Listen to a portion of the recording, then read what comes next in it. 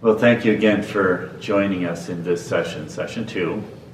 Mark Preissner, and we're recording this series for you to help you work through trauma issues that you've had experienced over your life, but in particular because of what's been happening and what we've been seeing with the whole COVID and the virus and all of that, and how overwhelming that's been, and the healing we need from that. And we'll be praying about that in the next session. But I just want to go on to talk a little bit more about trauma and things we need to understand about it. So last week we talked about how it's so easy just to jump to conclusions, and we start believing things that we think are true, but if we think about them more rationally, we say, well, yeah, that's not really true. But it's hard to change our minds once things get set in trauma. They become a part of our thinking, and they affect us for a long time. And we'll pray about that in a moment. But there's also a couple of other reactions that we have that I think if you're aware of, it'll be easier to let go of the trauma. God knows how to bring healing to us, but there's a part of us that has to let go of some of our responses to it. So I'd like to illustrate the first one that I want to talk about by telling a story. This is a true story. So there's a gentleman who rode a horse, and 20 years previously, the horse that he was on reared up and he fell off, hit the ground, broke his hip, a severe injury. He healed from it, and 20 years later, even after 20 years, he didn't have a day that his hip did not cause pain. He eventually got to trauma prayer. People were talking to him about it, and he began to realize that he was still very angry and bitter at this horse. And so this bitterness needed to be resolved. He needed to forgive the horse. The horse just did what it did. It wasn't intentionally trying to hurt him. And it's just an animal, but it was for his sake that he needed to forgive. So he did. He forgave the horse. The remarkable thing that happened was the pain that he had for 20 years disappeared instantly. That's the power of forgiveness that needs to be brought into all trauma that we experience. Because when things happen to us, if someone scares us or people fail to stop what's happening and we just feel vulnerable and overrun by whatever, we can get irritated and mad at what has happened, but also why it happened or who made it happen and so forth. And even today on the news, and if you talk to neighbors and the whole COVID thing, that's stuff we start getting angry. Now, anger sits on top of pain, and trauma is a pain to the heart. And so more and more irritation is rising and anger, and we see some of that spilling off into the streets in other avenues, other things having nothing to do with it, but just anger just starts taking over and motivating people. And the issue here is that we need to forgive in order to get free of the trauma and the anger that we feel. Let me just talk for a moment about forgiveness, just to kind of bring that to a better understanding for us. In the Gospels, St. Peter made a kind of a random statement. And he was talking to Jesus, and he said, how about this? How about if we forgive 7 times? Now, not having been brought up in the Jewish culture, that's kind of an odd statement to make. But at the time, Peter would have been instructed by the rabbis about forgiveness as he grew up. And there are 2 rabbinical streams of thought, both pretty similar, but one taught that you only have to forgive 5 times, and the other stream was you only have to forgive 6 times. And I said, after that, this person, you've given them enough chances to change. You don't have to forgive them anymore. You just write them off. But Jesus' reaction said, no, you need to forgive not just 7 times, but 70 times 7, which means every single time. And then he goes on to tell the story of how we need to forgive so we can be forgiven. And so forgiveness is front and center here because we need to forgive whatever trauma you've had. If a dog bit you, you need to forgive the dog. If you've been abused in some way, physically, sexually, the person that perpetrated that on you needs to be forgiven. It traumatized you. But a part of trauma ministry is to forgive. Sometimes we get upset with ourselves. I did something wrong. It's because of me. You need to forgive yourself. You're blaming yourself. Forgive the government leader who maybe we don't think is doing enough, should be doing more, or whoever. They don't seem to be protecting. And sometimes we get angry at God. Where were you when this happened? You didn't do anything to stop this. And we can get angry at God. There can be a lot of elements of forgiveness that needs to be offered. Forgiveness is for you and me. It's not for the dog. It's not for the government leader. It's for us to get back our peace. And let's just pause just for a moment here. Just close your eyes. So we're talking about forgiveness, whether trauma or anywhere. Who is it that you're mad at? Who is it that you wish would pay for what they've done? You're holding it against them, and you're not moving, you're not budging. Forgiveness stands there waiting for you to be offered to them. It's just 3 simple words: I forgive you. Just look within yourself. Can you do that now for your own sake? It doesn't mean you're letting them off the hook. It means you get more peace back.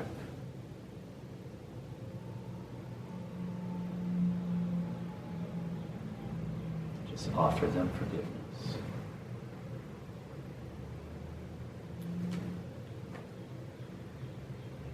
Let's go on to talk about another reaction, something else that happens to us when trauma occurs. When something comes at us that we can't control, overwhelms us, frightens us, terrorizes, shocks us, and so forth, and even if it's slow moving like the COVID, there's this thing, we can't even see it, but it's coming at us. We have a reaction to that, and that is we jump into self-protection. The reason we jump into these reactions kind of goes back to what I talked about in the last session. We have this amazing makeup in our body. The brain releases a hormone called cortisol. And that causes a chain reaction in our body. Blood rushes out of the head down to our extremities, our arms and legs. And that causes us to instantaneously begin to react in a certain kind of way, to start to run away from what we're afraid of, or to stand ground and fight against it. Sometimes very shocking, we just simply freeze up with that rush of that hormone flowing through our bodies. This is important to understand.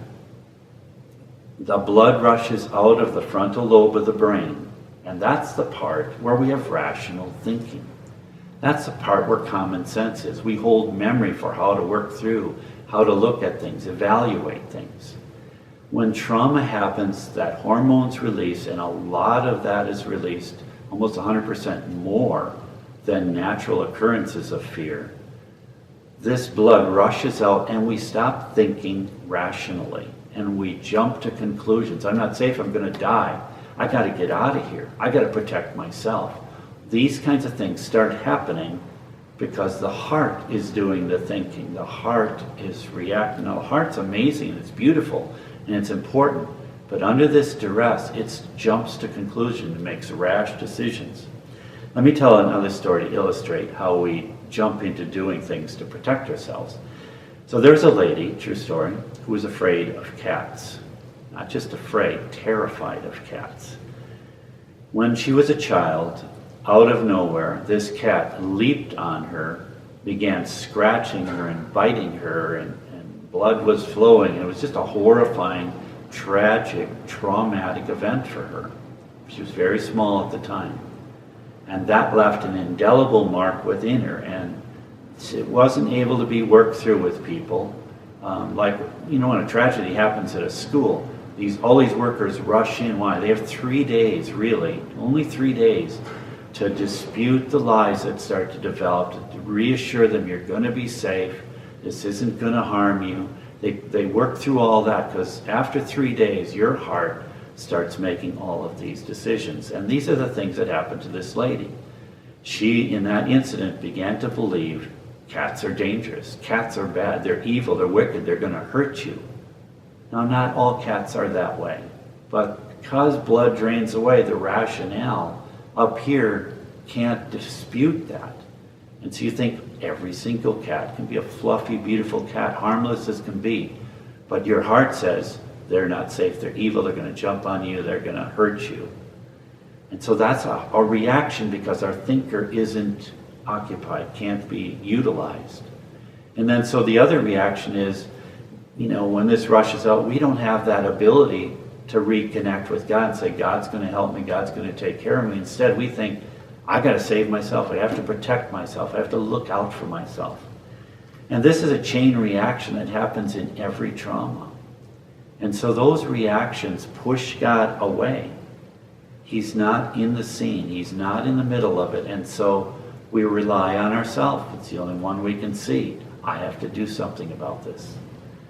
So in trauma, we don't see God, we don't hear God, we don't feel God, and it's all about, what can I do about this?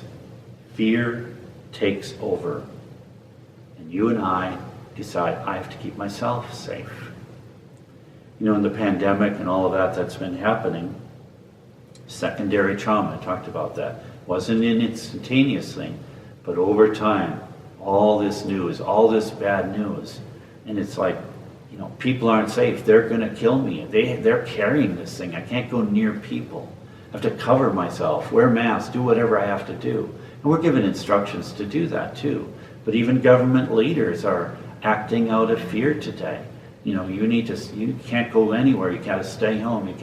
There's no way you can be safe. And you can see the fear in them as well, and the anger when people don't do it. And you can make decisions like, well, I can't go to church. There's people there. I'm not safe. And so you take over the protection of yourself. And God has disappeared. And he's the one that we need most of all. We can get angry at people that aren't wearing masks. And be angry at God. Why are you letting this happen to everybody? But again, we're just jumping to conclusions. Our thinker has disappeared and we're just acting irrationally. And someone can look at it and say, why are you acting that way? Why are you so upset? And we can't even explain ourselves. We're just reacting. In the prayer time in a little while, we'll be praying through these things, but just pause for a moment. Just close your eyes just for a moment right now. Look within yourself. What kinds of ways have you decided to protect yourself? I have to do this. I have to. What are you doing to protect yourself? Just look for a moment within. God has said, I can do it, but he's out of the picture. Just ask him to just come back. If you've pushed him away with these reactions, just say, Jesus, forgive me. You disappeared. I just reacted. He's the one that wants to help you now. Just take these things to him and just give them back. Look for a different way. Some weeks ago, my wife Pat did a morning coffee. And in that session, she helps people get back to stillness, back to the place where God is. We've run out from under his wings in this panic reaction. And I just encourage you to rewatch it. I think it's on the website. It's under the first 20 morning coffees. I think it was one of the most watched ones that was done. But the message that she's given is very simple and it's prayerful, and it can help you pull you back to the peace that God can give to us, to the stillness, to the rest, to stop the running that we've been engaged in. My brother-in-law the other day was sharing something that he learned in Psalm 91. Now, Psalm 91 is one that people often turn to when they're afraid. They just read that psalm to bring reassurance and rest to their nervous, fearful soul. And he was looking at the first verse, which says, where God invites us to abide with him. And he looked up that word abide. He wanted to find out, what does that really mean? Is that the right word? Or what was the original intention of that word? And he was sharing that word means simply stop running. stay there. So God is saying he knows what happens. So he says, you need to stop running and just stay there. Stay with me. Abide with me. And then in verse 2, it says, when you ask for my protection, and when you just say, I'm going to trust in you, not myself, I'm going to trust in you. You're bigger than all this. Then he goes on to talk about how he's going to take care of us. He's going to rescue you from the destroying pestilence. That's in verses 3 to 5. Well, what's pestilence? It's overwhelming disease that roams in darkness, and the devastating plague. And what's the devastating plague? Contagious epidemic. It's right in the scripture. He can save us and rescue us from all those things that we're so afraid of. God wants to help, and it's important just to understand this last point before I close. God has such respect for our freedom and free will. It's the greatest gift he's given to us. And he will never push past our decisions to not believe in him, to think we're going to die, or there's no protection, or that I have to protect myself. We don't realize in doing that we kind of put up a wall between us and him. And he won't push past that. He's there waiting. But we lay all these things down at his feet. Lord, forgive me. Come, I surrender. Come back to me. Let's encourage you to tune into the next session. And in that session, we'll be praying a prayer for healing. That's what the whole session is just a prayer. Asking God to bring healing to all the trauma, not just this current trauma, but any traumas that you've had. So I just invite you to return in that next session. Thank you for listening.